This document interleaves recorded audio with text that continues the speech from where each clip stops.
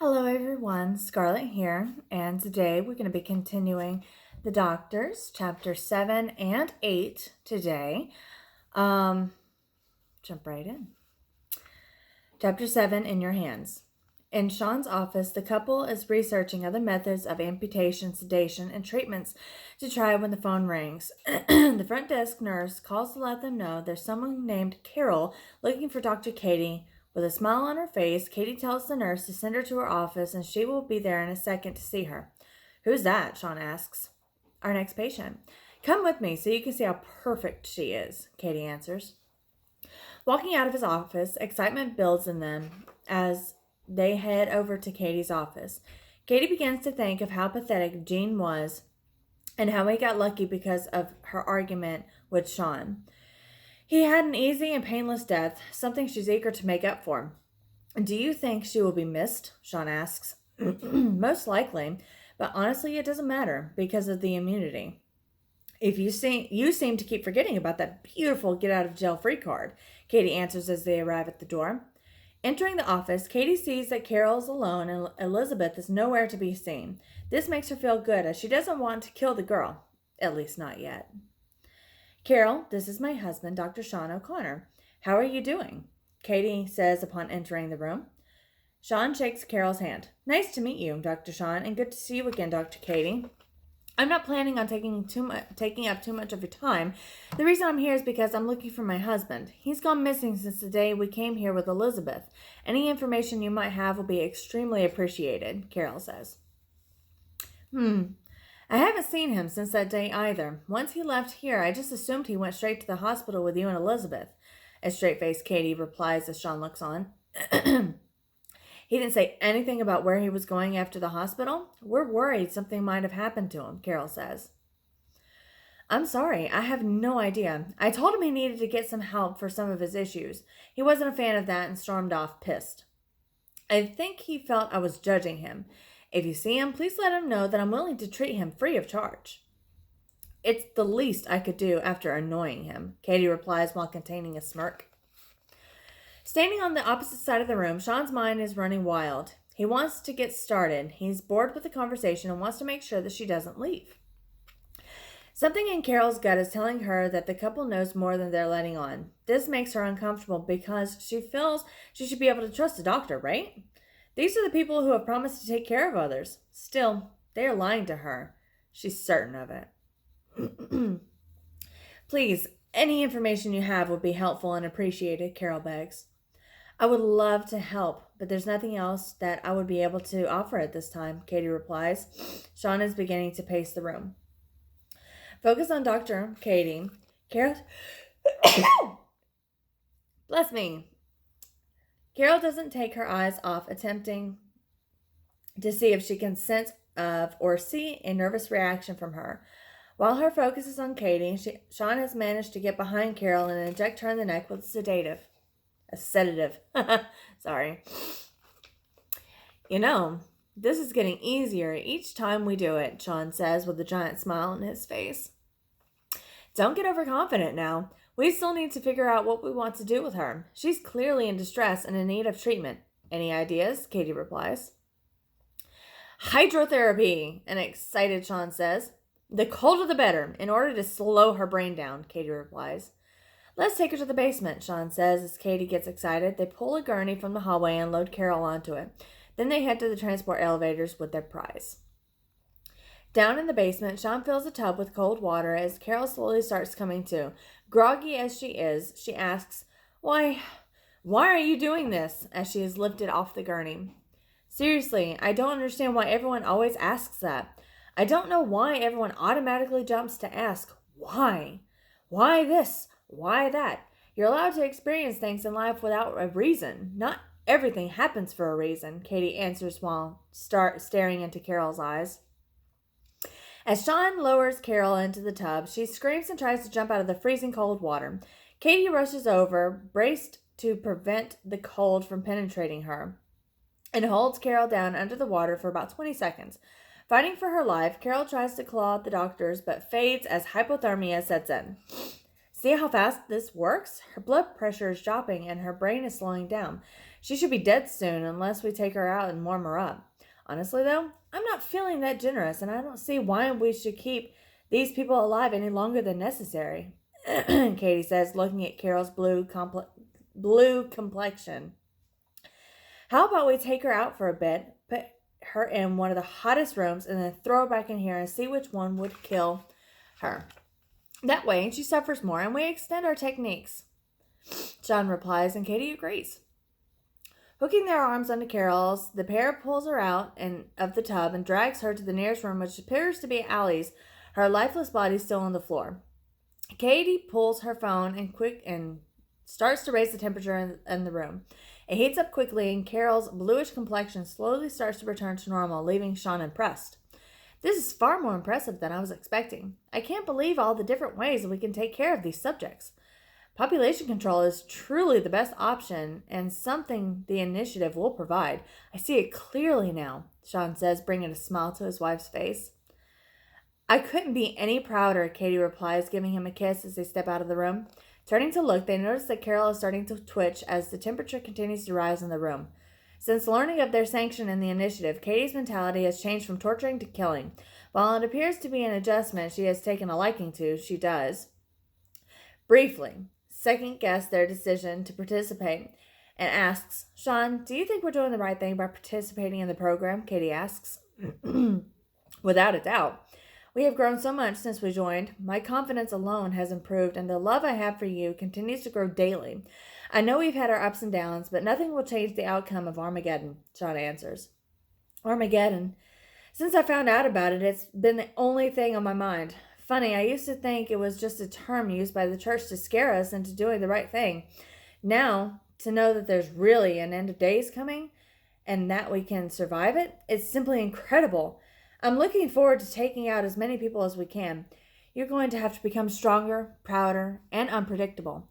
Truly, you need to be unpredictable as people know anything can happen when I'm around. But with you, well, you tend to be predictable. I need you to be my wild card, Sean, Katie says. Just like any fanatic, the religious ones will preach constantly and then turn to their higher power. They'll be afraid of taking the steps necessary to save themselves out of fear of upsetting their God. I'm not a fanatic. I'm not afraid. I'll do whatever it takes.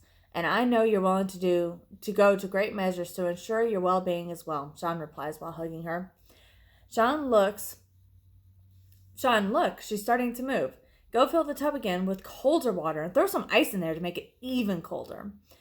I'll lower the heat and take a look at her up close and personal, Katie says as she lowers the heat.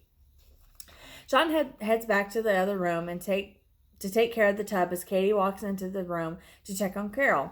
She sees that Carol has opened her eyes but isn't saying anything and is still shaking. Approaching Carol, Katie stands over her and smiles, trying to bring comfort to her patient.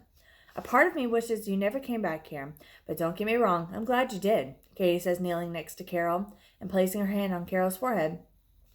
There's no need to fear what's coming. You played your part and did it so well. And don't worry about Elizabeth. She may be joining you guys soon enough.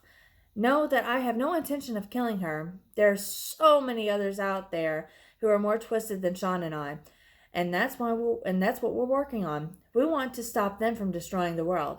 It's true what they say. Better the devil you know. Katie adds as she starts to drag Carol to the other room. Standing next to the tub, Katie waits for Sean to grab Carol by the legs so they can put her back in and end her grief over the loss of Jean and fear for Elizabeth's well-being. Once Carol is back in the frigid water, Katie's phone rings and she sees that it's Mr. Craven. She's wondering if there's something wrong as she signals to Sean to keep an eye on Carol. What's going on, Mr. Craven? Katie asks, answering the phone. Hello, Doctor. I'm just checking in on your progress. There are many people eager to get to know you and the other members. Well, that's according to the other handlers. But I want you to know that you're my favorite and I'm rooting for you, Mr. Craven answers. We're going to dominate the war. Those other handlers best warn their men that any attempt at trying their hands at us will result in their demise, handlers included, Katie says. Handlers are not to be harmed. It's a strict violation of the terms of immunity and punishable by death. Erase that thought from your mind, as I would hate to lose such a talented killer like yourself. Mr. Craven replies. Katie is unhappy with the advice. Well then, what would you have us do? Katie asks. Just continue to improve because it benefits us all. The reward for survival will be to go to another country under immunity and participate in a worldwide version of Armageddon. In addition, there's a cash reward for you and me in the process, Mr. Craven answers. Doing this on a grand stage will be an amazing task. To continue this would be exciting and worth exploring. The money's not important to me. We'll be in touch. In the meantime, I have a patient on ice, and she's about ready to pass on over to the other side. I want to be there for such a great journey, Katie says, hanging up the phone. She walks over to the tub, looking at Sean, who is curious to know what the handler wanted. The man never calls, and when there is something to be discussed, they are brought into the office. There is some doubt growing inside of Sean, possibly even jealousy. He has never had to worry about his wife walking away from his side to handle a phone call, and they have always informed each other of their business. Standing at the tub, Katie sees that Carol is blue in the face, and checking her pulse, sees that it has drastically slowed down. She can't speak, and Katie grabs a few more buckets of ice and begins to dump them in the tub. She wants to leave Carol in the cold water until she passes, which, by the looks of it, shouldn't be too much longer. Grab more ice and let's prepare for her final resting place, Katie says to Sean with a smile. Yeah, let's put an end to this as soon as possible, Sean replies, emptying more buckets into the tub. While he's moving the ice, Sean contemplates saying something to his wife, but decides against it. It will only cause more friction between them, and despite enjoying the punishment of others, there's no way he's willing to fight her, and certainly not while he's learning so much from her. He stands there, looking at Carol's lifeless body in the tub, while his wife just smiles. Knowing they are finding different ways to put an end to people's lives, she mentally reviews some old-school methods that she would like to try, and there's nothing but opportunity to do so in the upcoming days. Okay, so that's the end of Chapter 7. Let's continue and jump right into Chapter 8. Okay, delicate things. Back at their house, Katie looks at Sean. She can see that there's something weighing heavily on his mind. Unlike him, she's not concerned about their actions since she actually enjoys what she does. But Sean does them to bond. But Sean does them to bond with his wife and build something together, and it's now causing him to think about their lives. Sean, why do you continue to act in such a manner? I've done nothing to you, and yet you act as if there is a great crime committed, she says as he comfortably sits down in his chair. There's something you aren't telling me, and that's giving me cause for pause. It would be... Bless you. It would be foolish for me to go forward with someone who's secretive with me. We're meant to be a unit, and I've been nothing but honest with you. I've joined you in a number of acts of violence, many before the agreement to the initiative, and even more since. Sean replies, looking coldly at his wife. What are you talking about? I'm not hiding anything. Are you worried about the call with Mr. Craven? That was nothing more than warning us about the consequences if we were to take out a handler when Armageddon arrives. There's nothing going on with him or anyone else. It would be ridiculous to believe otherwise. In fact, it's insulting to me and our marriage, Katie says as Sean just sits there. While he sits there silently, the memories of their first meeting, their first kiss, their first kill, their first sexual encounter, and their wedding day run rapidly through his mind. It's as though his life were flashing before his eyes, as in a near-death life review. Sean, are you there? A concerned Katie asks.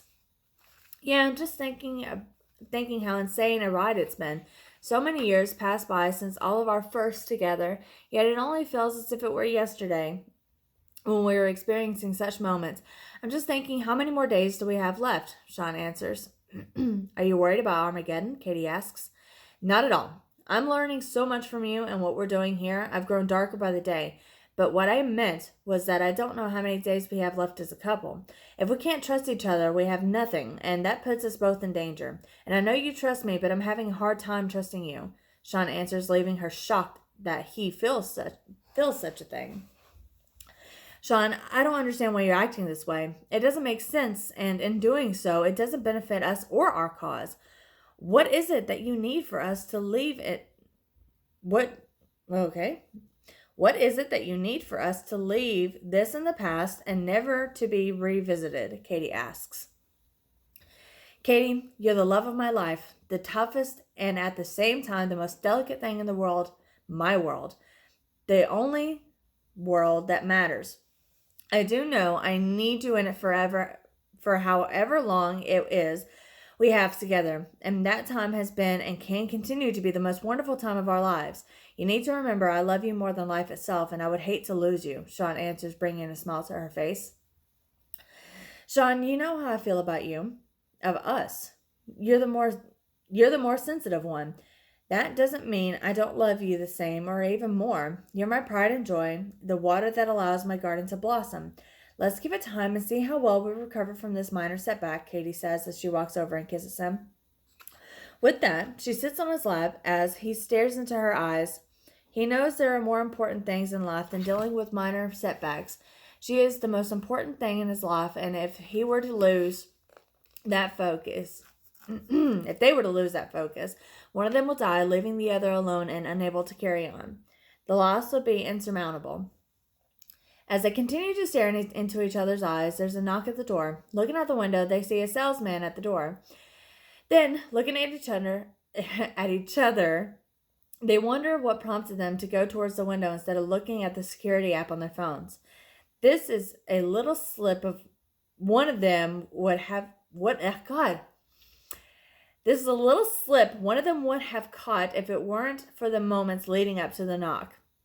Opening the door, Sean greets the man. Hello, how can I help you?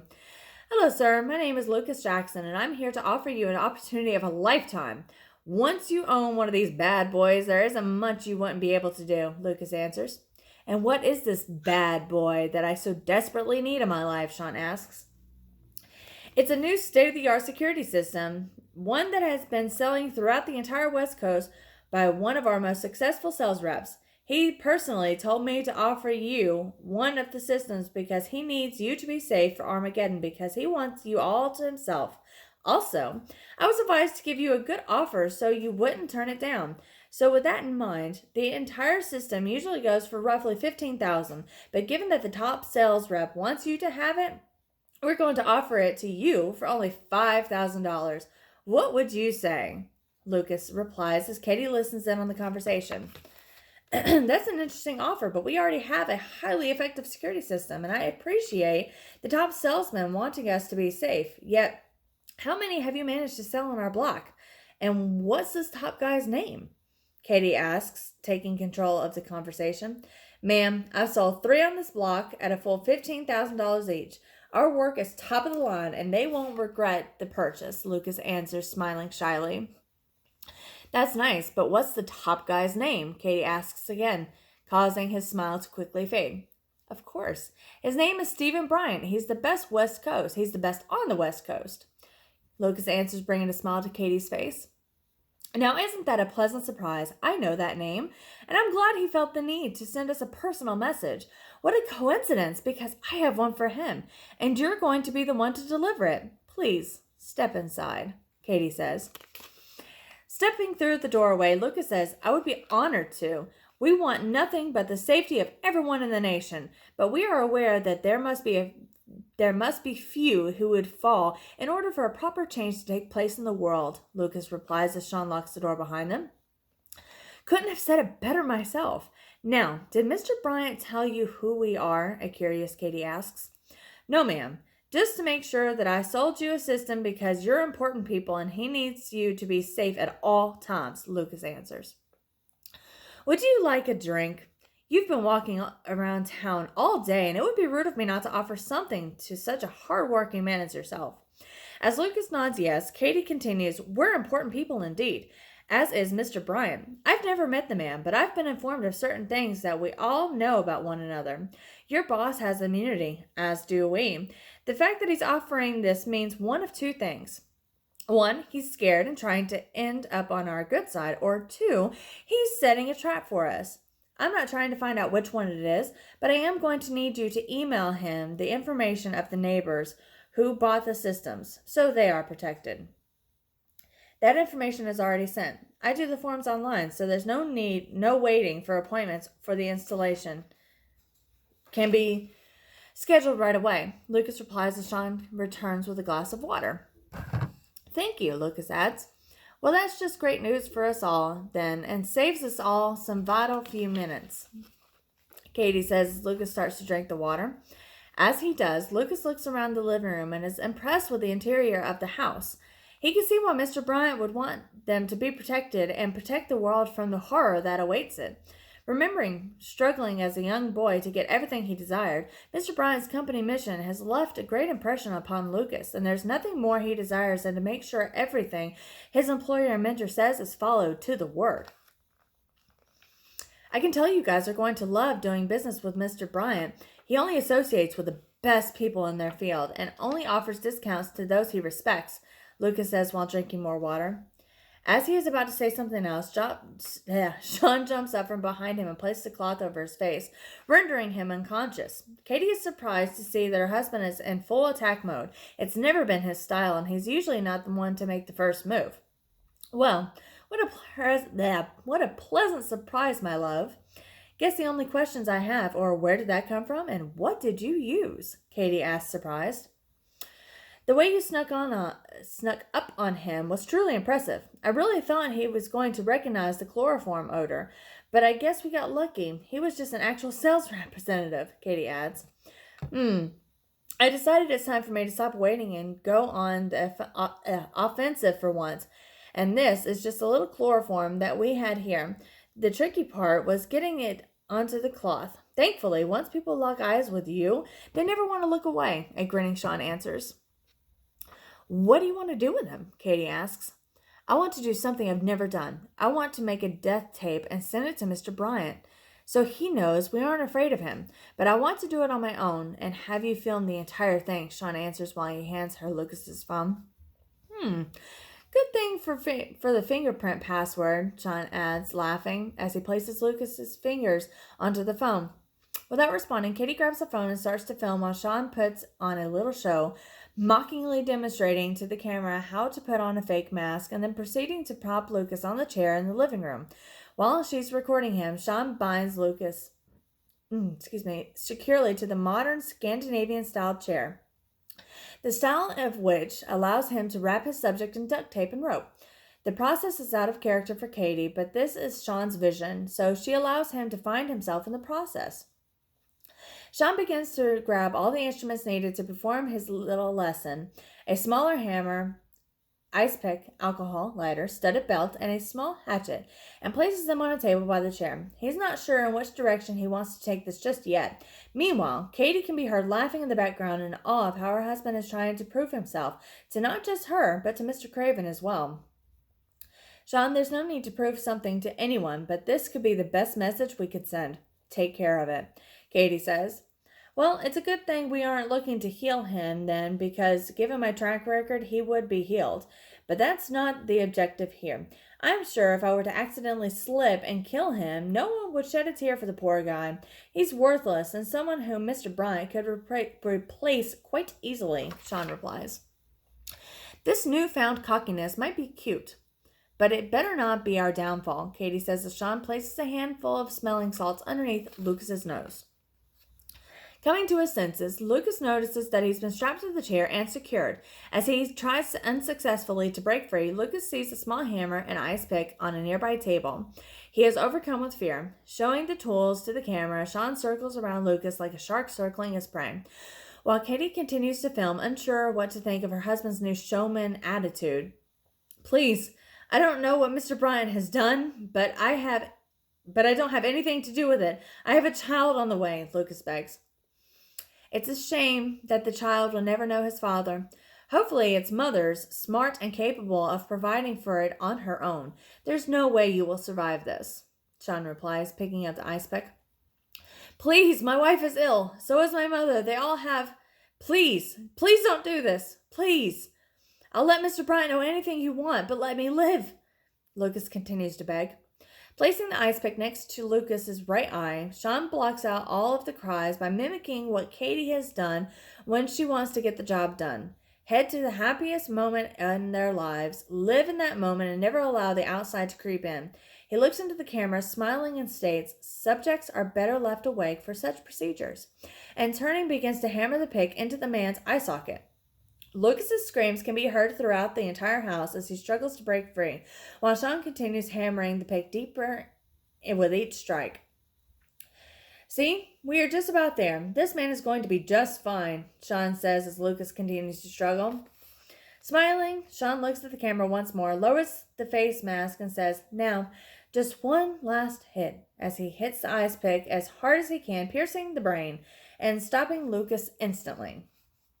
Sean grabs the camera from his wife and pans out to include Lucas's body, and then removes the man's wallet from his pocket, taking out its contents. He zooms in on the driver's license, leaving no doubt as to the identity of the body, all the while laughing behind the camera, sounding like someone who has lost his mind. Standing in front of the camera, he removes the mask and throws it at Lucas's corpse, saying, "How's that for immunity?"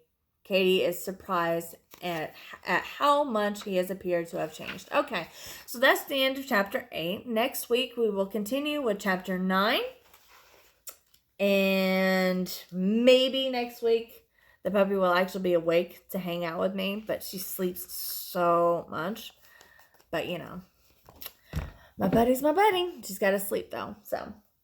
But anyways, so next week we'll continue, and I hope you guys are liking it so far. I'm loving it. I think it's great. I think the doctors are very I don't know, sadistic maybe.